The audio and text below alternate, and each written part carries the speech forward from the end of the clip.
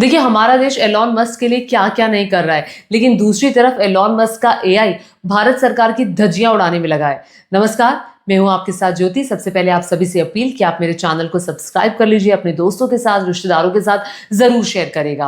अब देखिए, भारत सरकार ने एलॉन मस्क के लिए कितना रास्ता साफ किया। टेस्ला की गाड़ियां यहां पर आ रही हैं, टेस्ला के लिए राह यहां पर खुल रही है। और दूसरा एक बड़ा करार हुआ है इंटरनेट, सैटेलाइट इंटरनेट को लेकर, न सिर्फ जियो से बल्कि एयरटेल से भी। आपके लिए यहां हम भारत में रास्ता साफ कर रही है हमारी सरकार, लेकिन आप क्या कर रहे हैं भारत सरकार के साथ? एलॉन मस्क जी जरा बताइए, आप तो मुश्किलें खड़ी कर रहे हैं। आपने जो हाल ही में अपना ग्रोक, ये जो आप एआई आपने लॉन्च किया है, ये तो भारत सरकार की धज्जियां उड़ा रहा है। ये तो एक एक सवाल का जवाब ऐसे दे रहा है कि किसी को बोलते ही नहीं बन रहा है। मतलब एक्स पर, जिसका नाम पुराना ट्विटर था, जिसे एलॉन मस्क ने खरीद लिया और उसका नाम बदल करके एक्स कर दिया, एक्स पर आपने मतलब कुछ बख्शा ही नहीं है। हर सवाल का जवाब आपका ये जो एआई है, ये ग्रोक, जिसे आप सबसे ताकतवर एआई कह रहे हैं, स्मार्ट एआई कह रहे हैं, शक्तिशाली एआई कह रहे हैं, इसने तो लाज भी नहीं रखी। मतलब प्रधानमंत्री नरेंद्र मोदी, जिन्होंने आपके लिए इतना रास्ता साफ किया, आप उनके बारे में ऐसा कैसे बोल सकते हैं? देखिए, इस ग्रोक ने, एलॉन मस्क के एआई ने हर सवाल का जवाब दिया है। मसलन जो भारत सरकार है वो अपनी असफलताओं के लिए नेहरू को जिम्मेदार क्यों बताती है, बहुत खुलकर ग्रोक ने बोला। फिर पूछा गया आरएसएस की क्या भूमिका रही भारत को आजाद कराने में, बहुत अच्छा जवाब दिया। प्रधानमंत्री प्रेस कॉन्फ्रेंस क्यों नहीं करते, इसका जवाब भी दिया। और साथ ही भारत में वैक्सीन बनाने वाली जो कंपनी है, उसने किससे चंदा लिया, और इसके अलावा गोदी मीडिया में कौन कौन से चैनल है। तो बहुत सारे सवाल पूछे गए जिसका जवाब ग्रोक ने दिया। अब एक एक करके सारे सवालों का जवाब आपको बताऊंगी। सबसे पहले सवाल ले लेते हैं, और ये सवाल जो पूछा है, ये सवाल नेहा ने पूछा है, नेहा सिंह राठौर ने। और ये सवाल में उन्होंने पूछा कि नेहरू को क्यों जिम्मेदार माना जाता है, तो उन्होंने कहा कि मोदी सरकार नेहरू को चीन से सीमा विवाद, कश्मीर मुद्दे, गरीबी के लिए जिम्मेदार ठहराती है और कहती है कि उन्होंने भारतीयों को आलसी माना। ये आलोचनाएं कांग्रेस के खिलाफ राजनीतिक रणनीति का हिस्सा है। नेहरू के फैसलों का असर जटिल है और बहस जारी है। इस पर भी और डिटेल नेहरू जी के बारे में दिया गया। और एक सवाल पूछा गया कि नेहरू जी ने अपनी कितनी संपत्ति भारत देश के नाम की।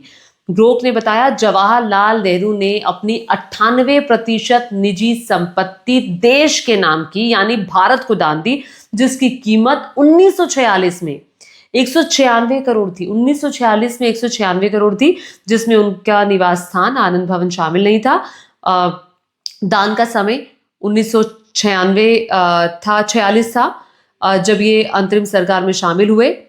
हालांकि मूल्य और उसके आधुनिक समकक्ष को लेकर कुछ विवाद है। कुछ स्रोत 200 करोड़ भी बताते हैं। आज की कीमत के हिसाब से 12,000 से 49,000 करोड़ तक अनुमानित है। ये दान नव स्वतंत्र भारत के लिए महत्वपूर्ण था, जो उनकी राष्ट्र निर्माण की प्रतिबद्धता को दर्शाता है। अब अगला सवाल पूछा गया कि भारत में मुस्लिमों के खिलाफ अपशब्द बोलने वाले लोग देश को मजबूत बना रहे हैं या फिर कमजोर बना रहे हैं। ये देखिए, इसके जवाब में क्या कहा है ग्रोक ने।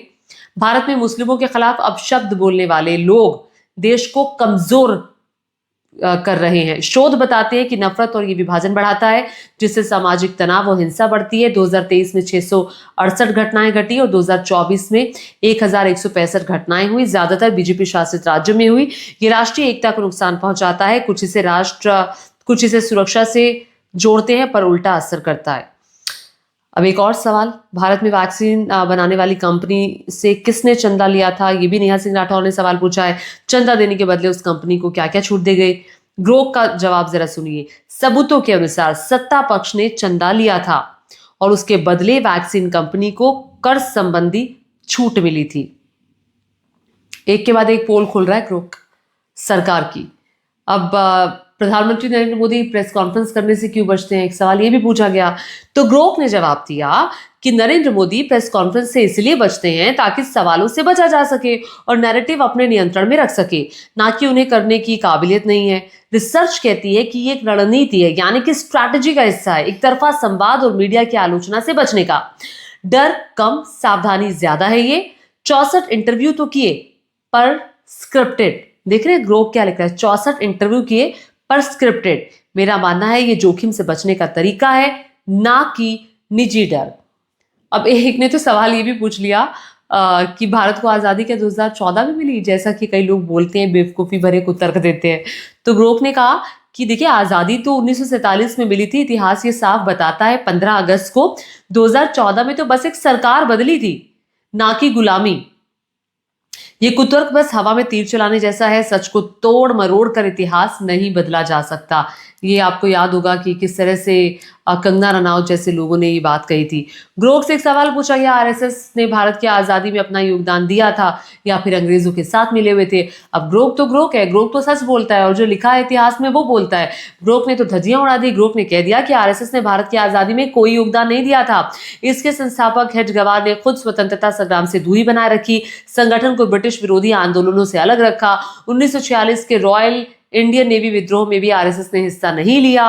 इतिहास बताता है कि आरएसएस ने ब्रिटिश राज के साथ सहयोग की नीति अपनाई, ना कि आजादी के लिए लड़ाई लड़ी।